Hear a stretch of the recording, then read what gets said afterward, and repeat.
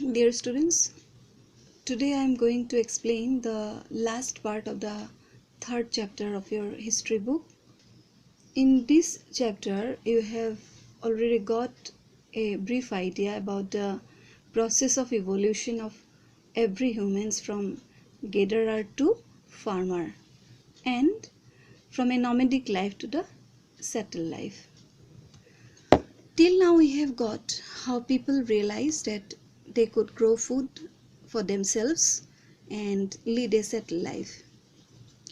In page number 27, you will get the heading, What about other customs and practices?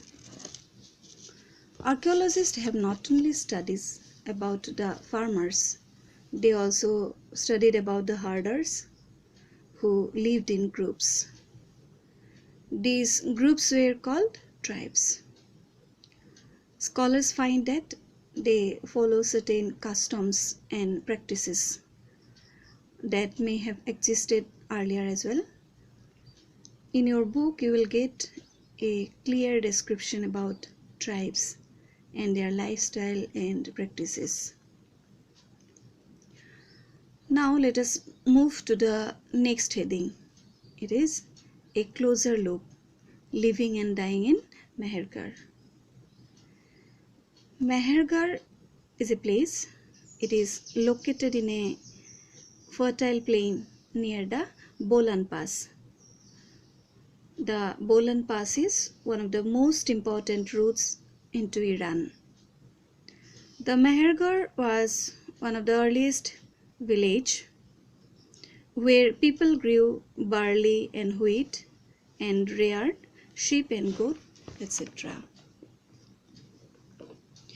When excavating, digging the site, archaeologists found evidences of many kinds of animal bone from the earliest levels. In this level, they got bones of wild animals such as the deer and pig. And in the later levels, they found more bones of sheep and goat. And in still later levels, cattle bones are most common. All these bones suggest that these were the animals generally people kept in those days. Besides the bones of different animals, archaeologists found remains of square or rectangular shaped houses. Each house had 4 or more compartments. Archaeologists also found several burial sites at Mehergarh where dead bodies were buried with goats, which were probably meant to serve as food in the next world. It is believed that after death, a man lives for a new world, and so that the dead soul should not remain hungry, they buried lots of things and goat, etc. with a dead person. The last heading of the chapter is a closer look, Dojali Hutting. You can find Dojali on map, page number 14.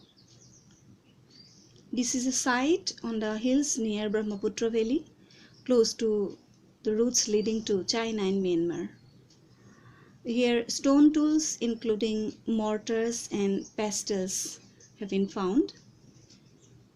And these instruments indicate that people were probably growing grains and preparing food for themselves with the help of these tools.